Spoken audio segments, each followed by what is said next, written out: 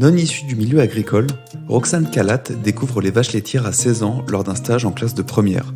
Après un baccalauréat sciences et technologies du management et de la gestion, elle postule comme salariée agricole dans une ferme laitière à Concarneau. Elle y restera 3 ans. Aujourd'hui, de nouveau sur le marché du travail, Roxane recherche un nouveau poste en exploitation laitière. Bonjour Roxane. Bonjour. Alors pour commencer, est-ce que tu peux te présenter ? Oui, je m'appelle Roxane, j'ai 25 ans. Moi, j'ai fait un bac STMG, donc sciences technologiques du management et de la gestion. Et du coup, j'ai été salariée agricole chez un paysan à Concarneau. Qu'est-ce qui t'a fait rentrer dans le monde agricole ? Ce qui m'a fait rentrer, c'est le stage que j'ai fait en première. Et je faisais du cheval à l'époque, j'en fais toujours. Et c'était un stage dans une écurie qui avait des laitières aussi. Et un matin, au lieu d'aller avec les chevaux, j'ai atterri à la traite.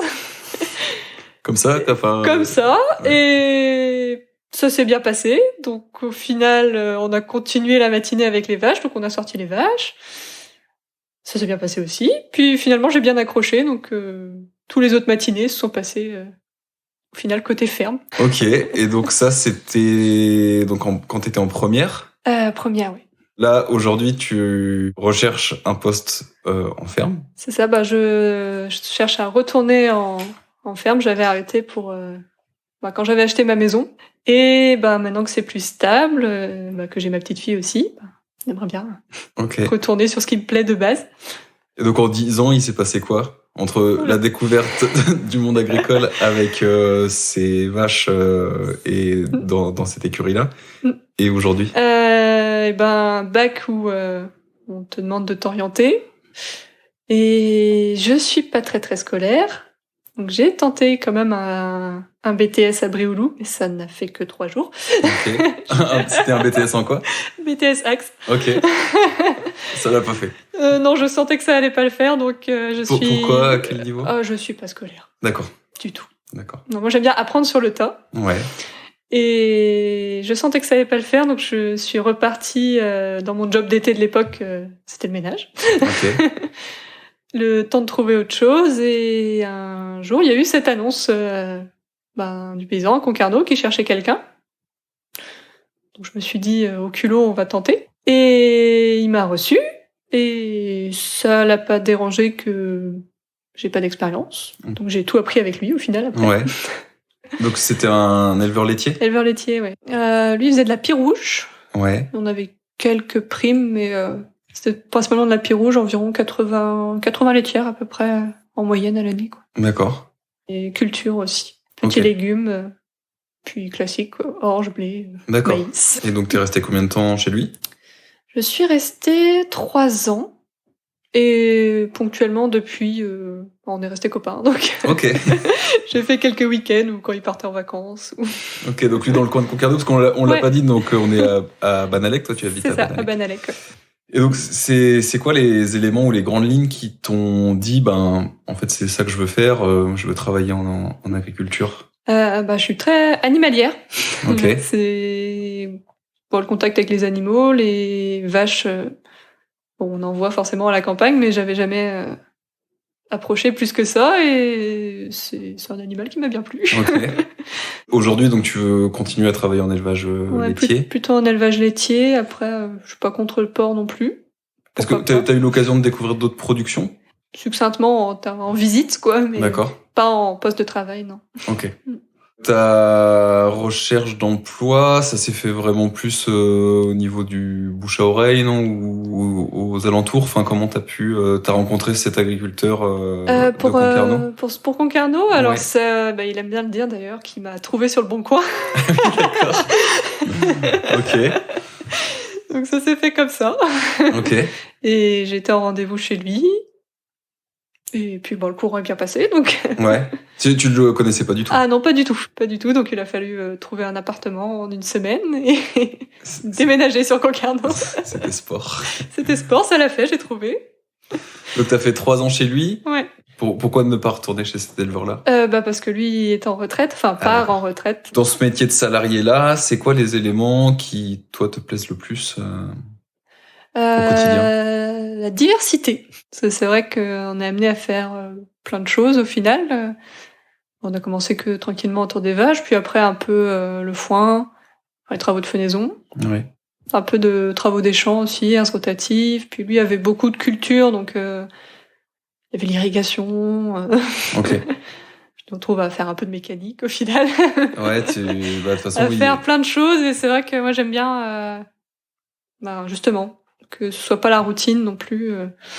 Puis là, ça bouge beaucoup. Puis, que ce soit même autour des vaches, il y a toujours quelque chose à faire. Ouais. On s'ennuie pas, pour le coup. Je pense que c'est ça, c'est qu'on s'ennuie pas. Et t'as tout appris sur le tard? Ouais. Ok. Oui. Non, même le tracteur... le seul tracteur que j'avais conduit, c'était un mini Kubota de jardin. On est très loin du tracteur chargeur. Ouais, carrément. Donc non, j'ai tout sur le tas. J'ai eu cette chance-là. Il était pédagogue, donc... Puis lui, ça lui plaisait bien d'apprendre, je pense. Donc, de transmettre. Et c'est quoi la chose niveau de travail qui t'a le plus impressionné? Faut dire que la première fois où on te laisse tout seul avec une machine dans un champ, c'est quand même... c'est pas que c'est impressionnant, mais... Bon, t'es pas tout à fait serein non plus. Si au final tu t'appliques et ça se passe très bien, mais... La première fois que t'as travaillé tout seul dans un champ, c'était quel chantier? C'était une herse rotative. Ok. C'est une herse rotative. C'était quelle culture qu'il avait sur cette ferme-là? Ça devait être pour du blé, je pense, ce coup-ci. Mais sinon, on faisait blé, orge, maïs, haricots, petits pois, ciboulette, persil. Et t'as vraiment touché à tout À peu près, soit toute seule, soit avec lui.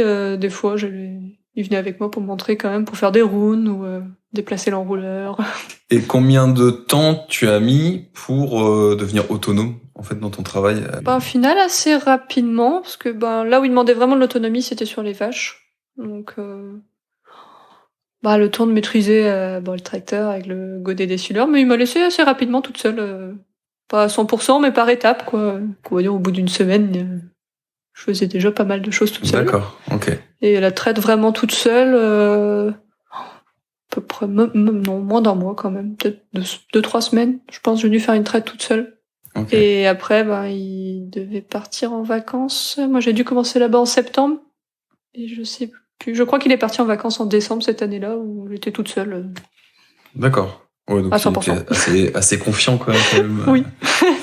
Quand t'as commencé ce métier, est-ce que tu t'es rendu compte sur le terrain qu'il y avait des grosses différences entre l'idée que tu te faisais du métier de salarié agricole et la réalité du quotidien? Je me faisais pas particulièrement d'idées de base. Il y avait pas de... Peut-être, je pense que tant qu'on est à l'extérieur, on se rend pas compte non plus de la charge de travail aussi. Il y a quand même une bonne charge de travail en élevage. Selon les élevages aussi, il y en a qui sont plus automatisés, on va dire. Mais là, c'était traite en 2x6, air paillé. On est sur du classique, rien d'automatisé du tout. Il y avait pas de robot. Faut s'accrocher un peu quand même. Quand t'as décidé de devenir salarié agricole, comment ton entourage a réagi? Mais comment tu vas faire? Mais il faut conduire des tracteurs. Mais c'est un boulot plus masculin, quoi. Donc même lui, quand il m'a embauché, il avait plein de remarques. Pourquoi t'as été prendre une fille? Oui, comme tu dis, il prenait quelqu'un qu'il fallait former de A à Z. Donc tu sais pourquoi il a fait ce choix-là? Lui, il est super. Donc je pense que il est très pédagogue. Je pense que lui, ça lui faisait pas plus peur que ça de prendre premièrement de prendre quelqu'un qui sait rien faire entre guillemets, et deuxièmement, lui il a 2 enfants, c'est des filles. Donc lui, ce genre de remarques là, non. Okay.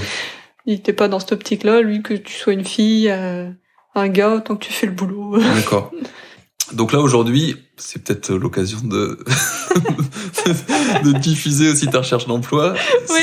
Ce serait quoi les critères pour toi, là, de la ferme parfaite dans laquelle si on doit poser l'idéal, l'idéal, ce serait évidemment de la laitière. Après, en traite manuelle quand même, pas en robot ni en...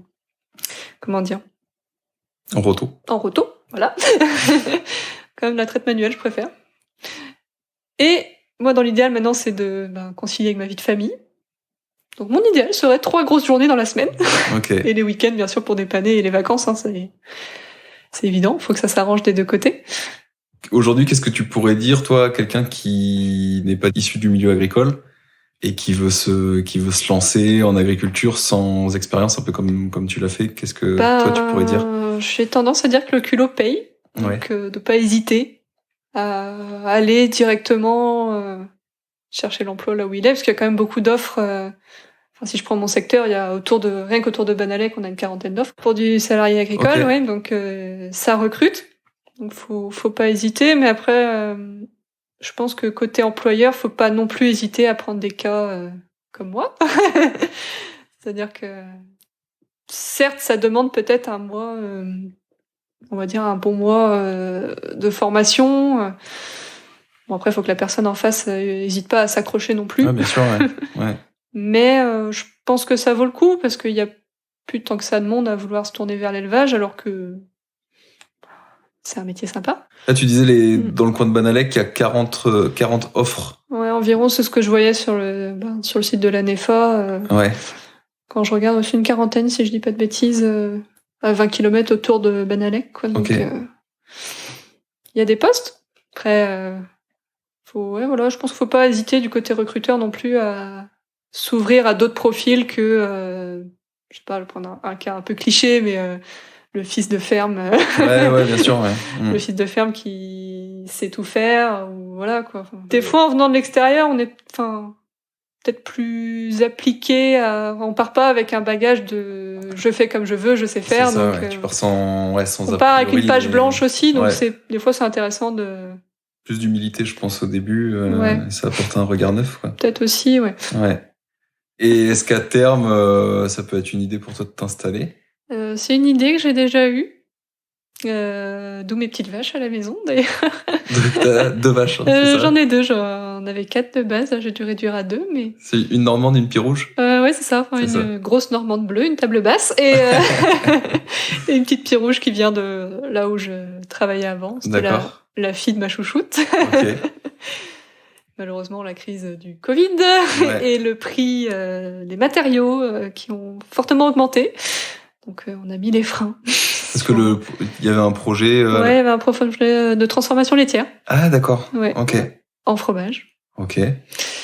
Et du coup, là, on avait du mal à retomber financièrement. Parce que l'idée, c'était d'avoir combien de vaches dans le troupeau pour faire moi, l'idée, c'était d'avoir 4-5 vaches, mais transformer tout. D'accord.